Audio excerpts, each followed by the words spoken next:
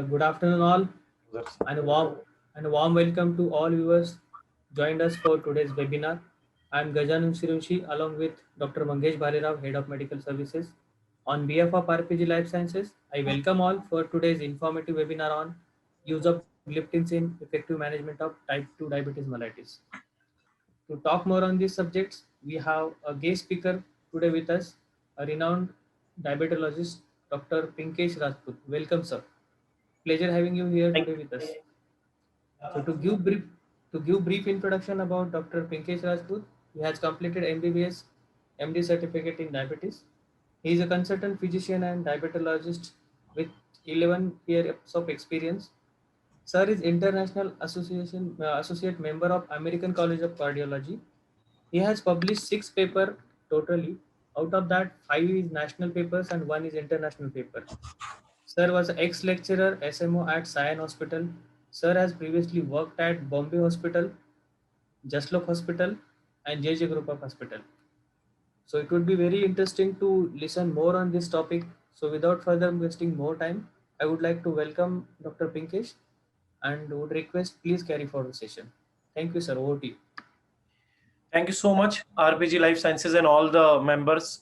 And welcome everyone, my friends, seniors, colleagues, whoever is present today. So I'll not give you a boring seminar or a webinar. This will be a very interesting, cut to the point, which you can apply in your private practice and which can help you increase your knowledge. And it will be an academic feast for all of you. So we'll start today the use of gliptins in effective management of type 2 diabetes mellitus.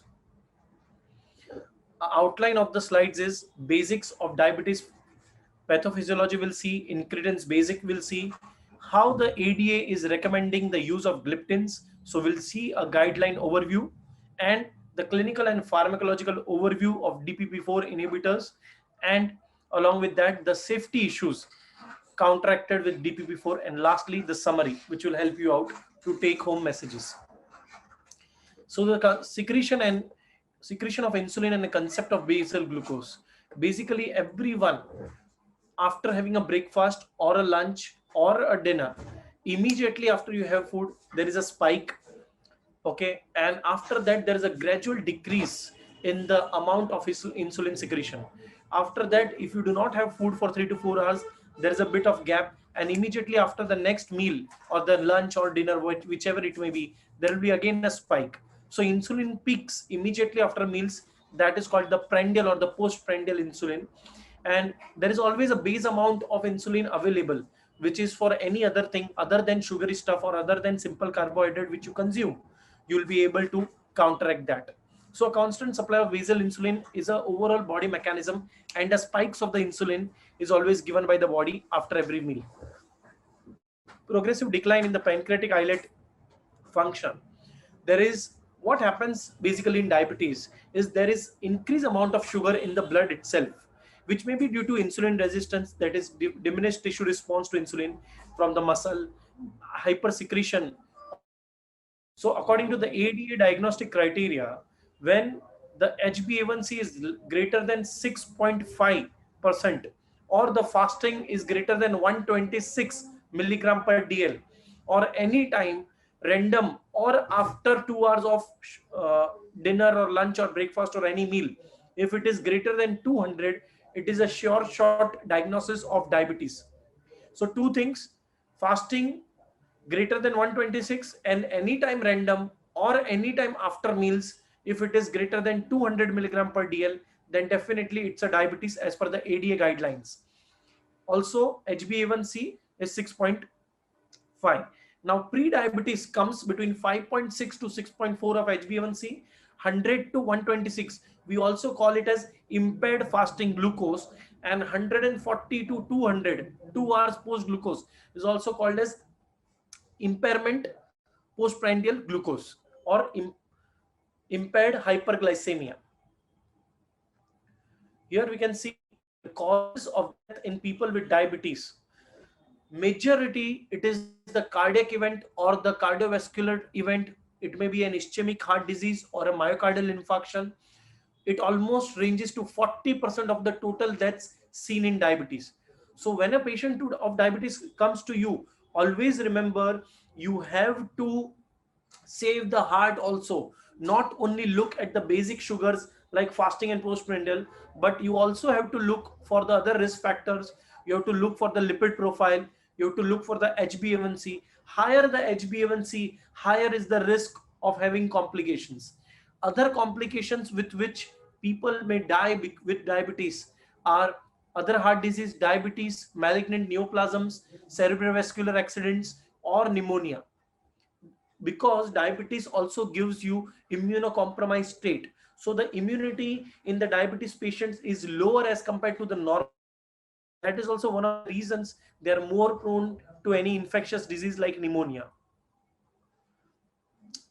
The biggest problem is the risk of amputation or the PVD with 43%, risk of myocardial complications 37%, which is highly significant as compared to other ranges, and risk of diabetes related death 21%, risk of myocardial infarction 14%. So incretins, how they basically act, they give you a satiety feeling. Okay, if you basically, whenever there is an ingestion of the food in the GI tract, there is a release of gut hormones called as incretin. So basically these are found in the small intestine, in the large intestine, in the L cells. So DPP4 enzyme is secreted and it inactivates the GLP-1 analog or inactivates the GIPs. Glucose dependent increased insulin from beta cells is also there, and glucose dependent decreased glucagon from alpha cells is there. Thereby it decreases the glucose production by liver, and also it decreases the blood glucose. Also it increases or helps muscle to uptake the glucose. The incretin effect. This is a very wonderful slide showing how the incretin changes the whole glucose game. 70% of the post glucose insulin secretion is due to incretin. If something goes wrong with this incretin, the secretion of the glucose, that is after the meals, also goes haywire, and that is also one of the main reasons for hyperglycemia. So DPP4, basically where these are found, these are found in the endothelium of arteries, kidneys, hepatocytes, blood, borders of the gut, pancreas, and immune cells.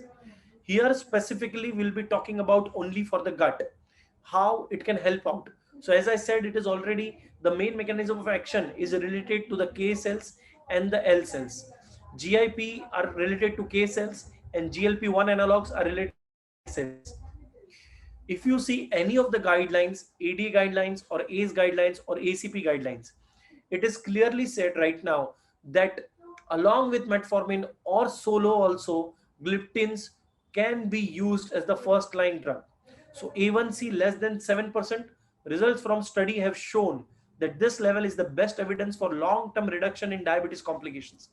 Our main target is to reduce the A1C, because sometimes what happens, the patient and you are very happy with the basic sugars, it may be less than 126, it may be less than 200, but if you see the HbA1c over a period of time, it may be either 8 or 9 or more than that, which is a very bad risk factor, which provokes you or promotes the patient for having higher risk of complications, and mainly the cardiac complications.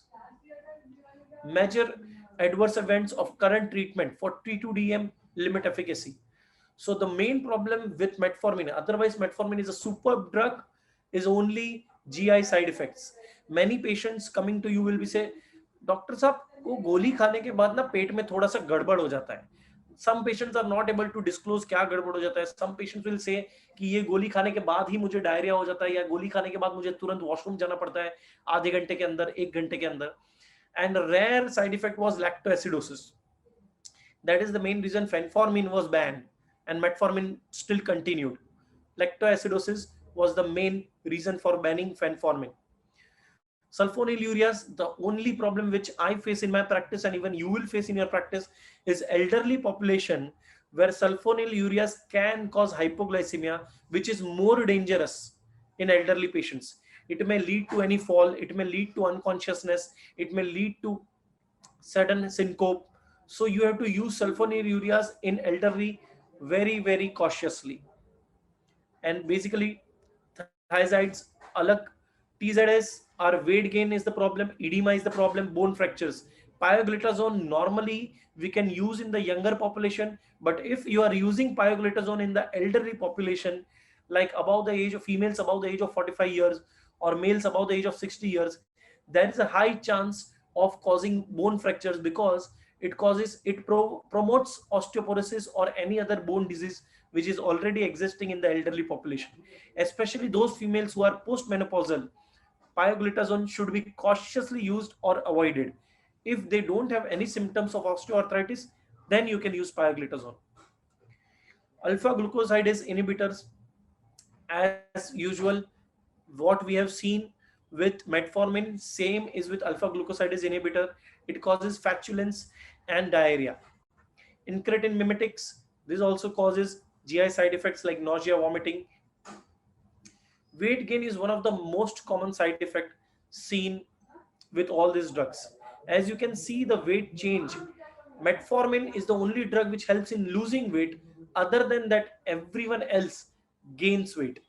Rarely, if there is a combination of sulfonylurea and metformin, it will be dicey minus 0.3 to 1.9. Otherwise, it is still on the higher side. It will always cause a mild weight gain. Conventional stepwise approach delays control and leaves patient at risk of complications. Stepwise strategy can delay patients achieving goals and increasing the complications. Your goal should not be as a doctor to only treat the disease, but the main goal of the doctor should be avoiding the complications and preventing cardiovascular complications, preventing hospitalization, and preventing the death of the patient. That is should be your main goal. Otherwise, just by looking at the sugars or just by changing the drugs, that should not be your main goal. Realities with traditional management regime. The only problem with traditional management regime is there is a risk of complication with increases with HbA1c. At diagnostics, minimum 50% of the patients already have complications. I have seen in my practice that more than 40% of the patients either are already hypertensive and having medicines for that, or already on anti-lipidemic drugs, or already on antiplatelet drugs, and then they suddenly show up one fine day saying अभी मुझे diagnose हुआ है कि मुझे diabetes भी है sir, और ये सब चीजें तो पहले से है. So almost ranging from 30% to 50% of the patients will always come with some or the other complications. One more commonest complication is neuropathy. पाँव में झुंझुनाटी आता है, सुम हो जाता है, चप्पल नहीं पता चलता है पहनते वक्त. These are the main symptoms which patients will tell you. So according to the current management, 2/3 of the patient do not achieve the target HbA1c. Many a times I have seen even in my colleagues and my friends कि यार patient का sugar ठीक से आता है लेकिन HbA1c नीचे नहीं हो रहा है. पेशेंट हैप्पी है शुगर के साथ, लेकिन हम लोग हैप्पी नहीं है क्योंकि HbA1c बढ़ा हुआ है. Because as a doctor, you know, when the HbA1c is high, you are at high risk of complications. The lower the HbA1c, especially less than 7, you are absolutely as compared to a common man. A diabetes and a common man can live a absolutely normal, healthier life. Equivalent comparison, if your HbA1c is less than 7, or in an elderly, you can relax till 7.5. So unmet needs of the conventional anti-hyperglycemic therapies. Not all therapies may address the key pathophysiologies. Mainly insulin and non-incretin oral insulin secretagogues therapies are associated with high risk of. As I said, sulfonylureas में एक ही डर रहता है. They are excellent drugs.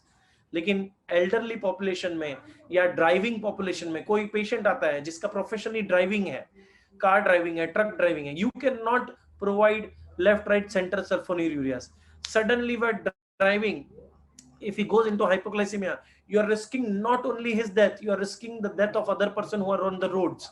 In general, you are risking the whole death of multiple people. You don't know if a truck crashes wherever it goes. So hypoglycemia is one of the main key factors, and especially in those who are professionally drivers or who are professionally involved in some hectic or dangerous work or operating some machines, you should use sulfonylureas very cautiously. Other therapies often fail to maintain the long-term glycemic control. Sometimes we see sulfonylureas की वजह से HbA1c फटक से नीचे आ गया, sugar भी फटक से नीचे आ गई. After a certain period of time, the patient goes into hyperglycemia, and you immediately stop that drug. So that is also one of the side effects. You cannot use it for a long term, and that is the reason then there is a glycemic variability. पहले ज्यादा था, अचानक से कम हुआ, फिर वापस से ज्यादा हो गया क्योंकि ड्रग बंद कर दिया. And many therapies are associated with weight gain, while incretins are not associated with weight gain. Traditional oral treatments of T2DM do not address the key driver of the T2DM, that is the pancreatic islet cell dysfunction. So safe prevention of diabetes, durable HbA1c control, prevention of progression, and long-term safety and tolerability. How will you maintain that? By minimizing the risk or preventing hypoglycemia. There should be no weight gain. There should be no edema or a congestive heart failure. Many drugs cause water retention and thereby may cause edema. So we have to avoid such drugs, especially in the elderly or especially with the population earlier also having any cardiac event or having drugs for the ISD. No decrease in bone mass density. This is also one of the benefit which is seen, which the side effect is seen with pioglitazone, is not seen with gliptins. Lastly, as per the 2019 pharmacological approaches to glycemic treatment, first line is either lifestyle modification. Even before starting the drugs, if the patient sugar is not that high, if the patient sugar is already high, 300 400 sugar लेके आया तो सिर्फ lifestyle modification से कुछ नहीं होएगा. But lifestyle modification should be an important part along with metformin. Nowadays, if the patient is coming to you, as we have seen, more than 50% of the patients already come to you with a complication. There, as a first line also, you can start a combination of a gliptin with metformin as the first line drug. This may eventually lead to a CKD or CVD. So if the problem is that HbA1c target is above 7, it is not achieved, or there is some issue with the SGLT inhibitor, or the GFR is adequate, then we can add SGLT2 inhibitor or GLP-1 RA, either of them. And considering adding other class with CVD benefit is DPP4, if not on GLP-1 analog or basal insulin or sulfonylureas or TZS. So basically it depends on the individual choice when the patient comes to you. You also have to see not only the sugars but also the heart condition and the kidney condition. That is the reason to every patient which I see, I tell them हर 6 महीने में lipid profile करवाना, हर 3 महीने में renal profile करवाना. So this is the same thing. First line is the metformin, lifestyle modification and weight gain and physical activity. If there is no established CVD and CKD, then compelling need to minimize the hypoglycemia, compelling need to minimize the weight gain or promote the weight loss, or cost is a major issue, then this is the guidelines which we can use. DPP4 inhibitor we can add when the target is above, the ideal target should be less than 7. If it is above 7 HbA1c, you can add, along with DPP4 you can add an SGLT inhibitor. Okay, this is the main. You can either start with any of the drugs and then add the other drug. Ideally, I prefer to add a DPP4 inhibitor as the first line because of the cost. Otherwise, SGLT2 inhibitor is also a superb drug with a nephroprotective and a cardioprotective ailment. So the benefit of SGLT2 is very high. But in the Indian scenario, especially after the lockdown where there is an economic crisis, almost 60% of the people have lost their jobs and 30% of the people have got pay cut or 50% of the salary. So in this scenario, DPP4 is much preferable. The main benefits of DPP4 inhibitors is you will not have hypoglycemia, you will not have any bone fractures or any bone disease, and plus it is good on your pocket also. So it is cost friendly, patient friendly, the compliance is great, and according to the scientific reports you can see dipeptidase 4 inhibitor, pancreatic cancer and acute pancreatitis. A meta-analysis was done with trial sequences, and the FDA and the EMA have not reached a final conclusion at this regarding a causal relationship. Although the totality of the data that have been reviewed provides reassurance, pancreatitis will continue to be a considered risk associated with drugs until more data are available. The US FDA, these are all the cautions why some people do not prefer DPP4 inhibitors. but there is no sure shot evidence that it causes pancreatitis. Similarly, the US FDA is warning that the type 2 diabetes medicines sitagliptin, sexagliptin, ninagliptin, and alogliptin may cause joint pain that can be severe and disabling. With this, we are left with teneligliptin, we are left with vildagliptin. If you consider the US FDA warning, so for a newly diagnosed case also, in the Verify study, we can see the vildagliptin efficacy in combination with metformin and early treatment of type 2 diabetes was seen. It was carried out in 254 centers across the countries. 2001 eligible early combination treatment, metformin monotherapy was used, and early combination was used in almost equivalent 1000 group. 5-year follow-up was done, and clear cut we can see there is a huge difference between metformin plus vildagliptin as compared to the metformin plus placebo. Okay, there was significant reduction in the HbA1c seen over a period of 5 years, and there was significant decrease in the relative risk of treatment failure in the early combination therapy. You need not add the third drug in almost majority of the people. Effect of DPP-4 inhibitors on glycemic variability in patients with T2DM, a systemic review and meta-analysis. This clearly shows there is a mean amplitude of glycemic excursions were there, MAGE. Whenever there is a glycemic variability, the sugar shoots up in the body and then again comes down. There is no stability. Our ideal target is to reduce the glycemic variability. If the patient consumes food and immediately there is a spike in the sugar, then after having sulfonylureas or any other drugs, the sugar goes down very low. And then again after 3 hours, the patient consumes something or the other and the sugar level goes up. Ideal is not to use any drug which is causing hypoglycemia and then reflex hyperglycemia. The better way is to use a drug which will maintain glucose variability. It will reduce glucose variability and maintain a glucose under the normal range between 100 to 140. Postprandially maximum can be 140 to 180, not above 180. Or if in elderly you can see there is a relaxation till 200. DPP-4 inhibitors were found to be significantly reduced MAGE compared to the other OADs. Initial combination therapy with DPP-4 inhibitors more effectively reduced MAGE than stepwise add-on therapies, and it was clinically significant. P-value was 0.006. So gliptin plus sulfonylureas, are they tolerable? This is one of the questions.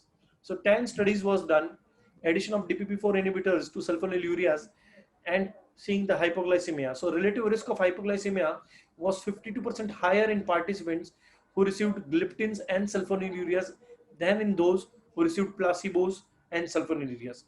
So whenever you use gliptins, remember if you are adding a sulfonylurea drug along with it, the risk of hypoglycemia will be higher. So either the dosing should be different, or you should use it cautiously, or you should use in an uncontrolled diabetic where we need the target to come down. Gliptins during fast are very safe, because during Ramadan also, when people do not eat for a long period of time, say around 12 hours, and then they feast after getting over with the fast, at that point in time, gliptins will give you a glycemic control as compared to the other drugs. Even in the fasting time, if a person takes it in the sehri, that is in the morning after the meals before they start the fast, at that point in time also, it will give you a sustained release of glucose and not allow the body to have hyperglycemia.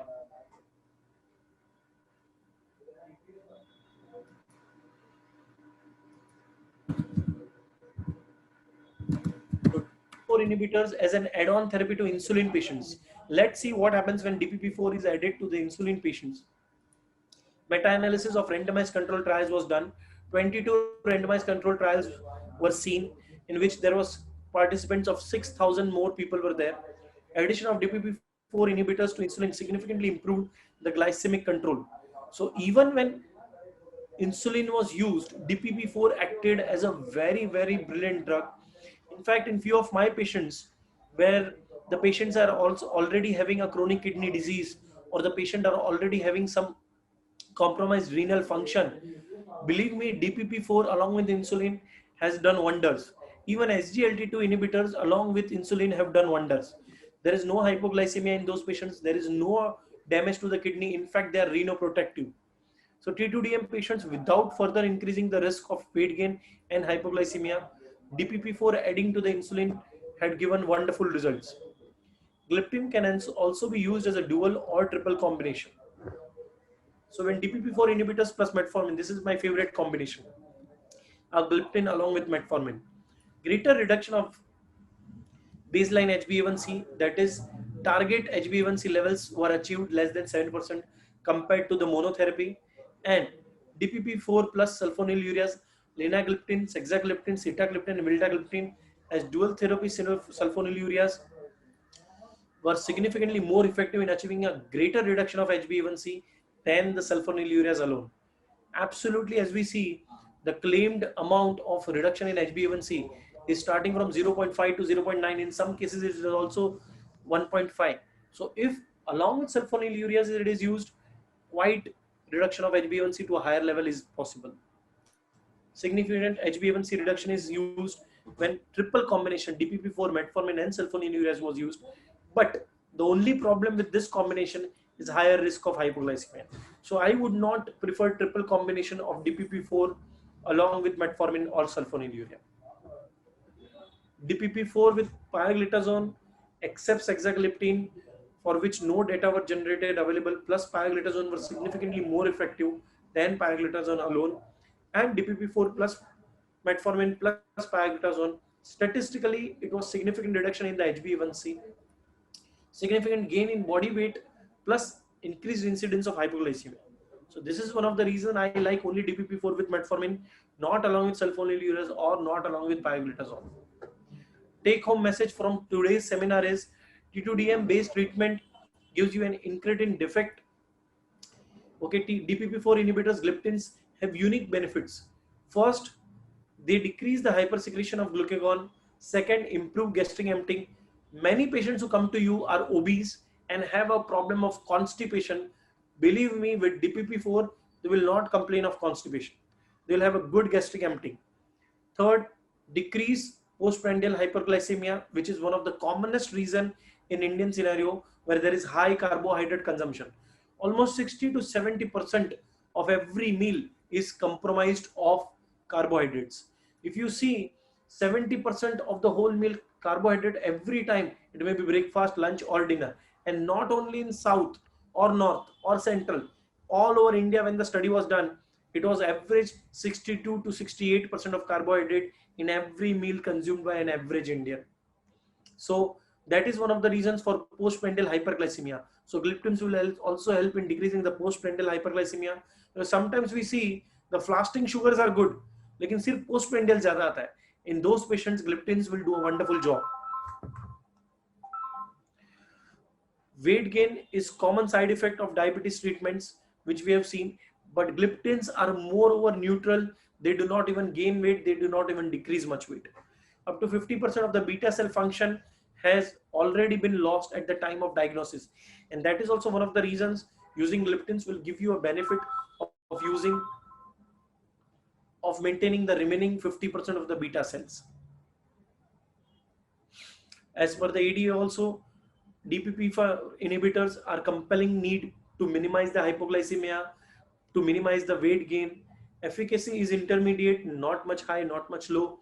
Hypoglycemia risk is very low. You can bindas use a DPP-4 inhibitor in an elderly patient. Weight, as I earlier said, it is a neutral. Gain bhi nahi hota, loss bhi nahi hota hai, nothing claims as such.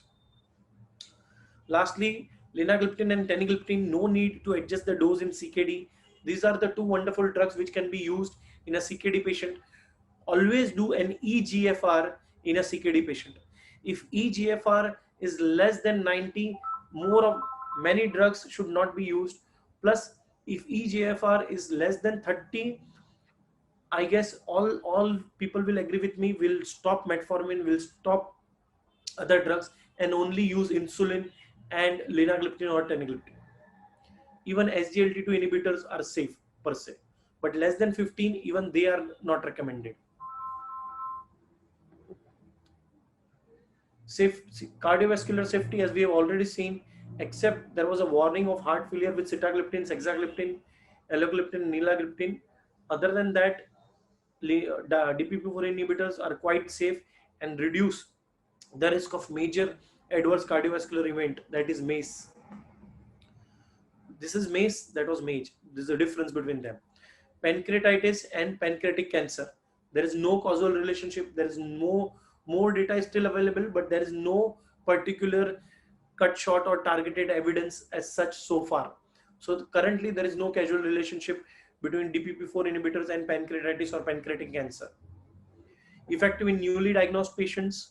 Initial combination therapy is very good as compared to monotherapy. Safe and effective during fasting. Triple combination should not be preferred for hypoglycemia and weight gain. And in head-to-head comparison, they are not inferior to thiazolidones, sulfonylureas, or alpha-glycosidase inhibitors, but they are definitely inferior to metformin. That is one of the reasons adding DPP4 along with metformin is an ideal combination. This is the same thing again and again. Thank you very much. We are open for questions now. Yeah, thank you very much, sir. This wonderful session. You have explained very well the use of the gliptins in type 2 diabetes mellitus. So I would request participant, you can ask the questions by typing in Q&A box. Right, participants can type their questions in Q&A box.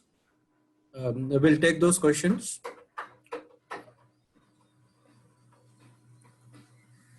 As there are physicians, sir, on behalf of them, I would like to ask this question. Sure.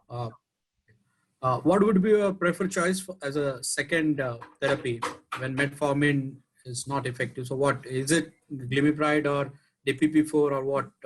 How you choose amongst the available therapy? Said, earlier there was a cost problem. DPP4 were also costly. Vildagliptin, recently the cost has come down, so we are now preferring vildagliptin as first choice as compared to sulfonylureas.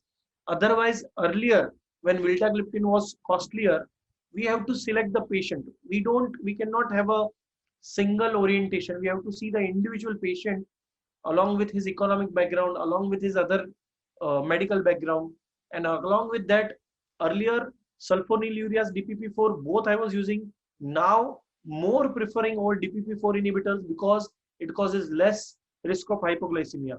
We are also safe and we don't have any tension as per se कि patient kabhi गिर जाएगा, चक्कर आ जाएगा. If a person who is working in an office and suddenly drops down, or a person working in a dangerous situation suddenly has a syncope because of hypoglycemia, is really endangering his life. So to avoid that, for any working person or even for elderly people, we avoid sulfonylureas until unless the sugar is very high, then we can use sulfonylureas. Otherwise, DPP4 currently we are using as the first choice in the scenario. Thank you.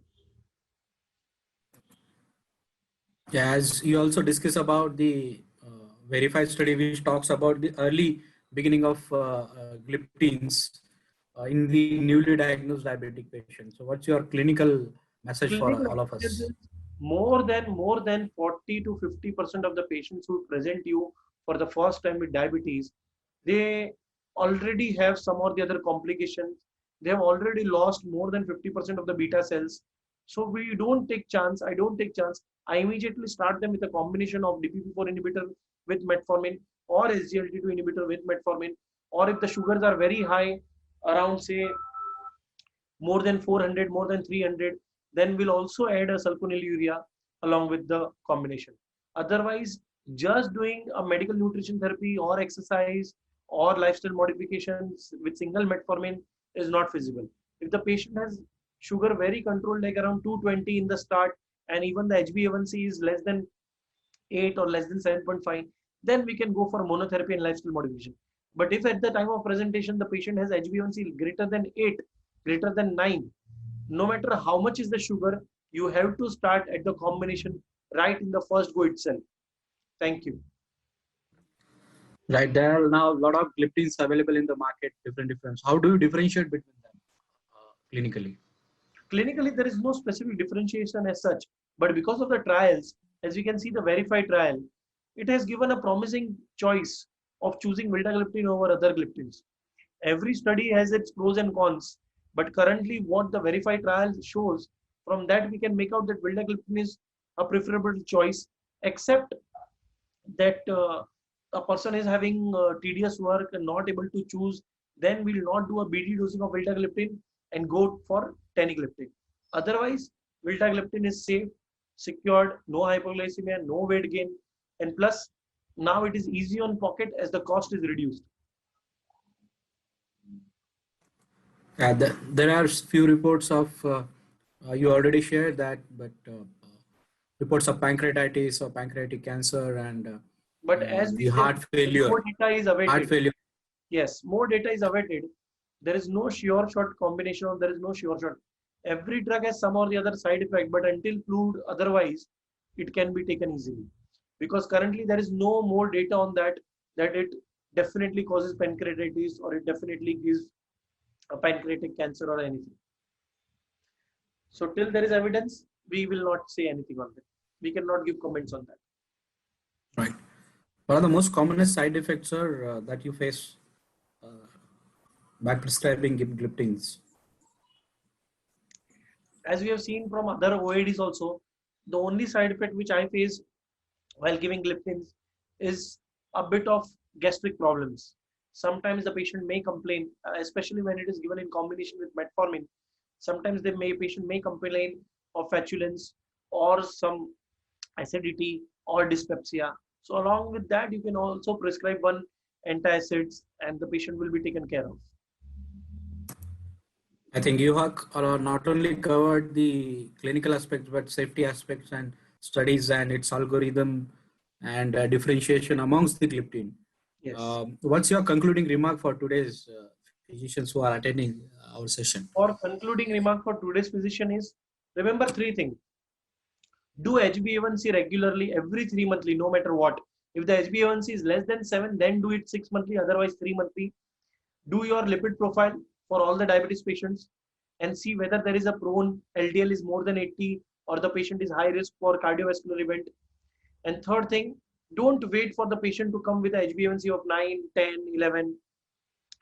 In the lockdown, many people have gained weight. Don't use sulfonylureas again to gain weight. So stop sulfonylureas for any patient who has gained weight. Start with gliptins. You will have a wonderful effect, because the benefit of gliptins is you will not have the patient coming back to you complaining of hypoglycemia. You will not have the patient coming back to you complaining of weight gain. Almost more than 60% of the T2DM patients are obese. So either a weight neutral and along with that metformin, which causes to lose weight, is an ideal combination for all the obese people with diabetes. So in the start also, immediately start a combination of DPP-4 inhibitor with metformin, any gliptin with metformin, and as per the status of the patient or as per the HbA1c, we can also add other line of drugs, other OADs. Thank you. Thank you very much. On behalf of RPG Life Sciences, sir, I would like to thank you and convey our gratitude to you. I could see that from your busiest OPD time, you have given this almost 1 hour to us and to the physicians who have joined this session.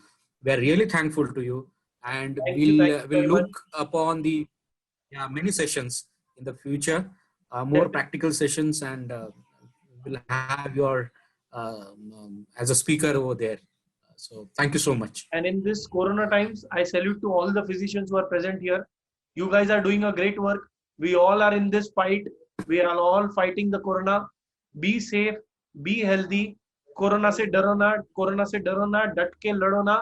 All the best. Thank you, all the warriors. Thank you, RPG Life Sciences. Thank you, everyone. Bye-bye, sir. Bye-bye. Bye-bye, sir. Thank you, sir.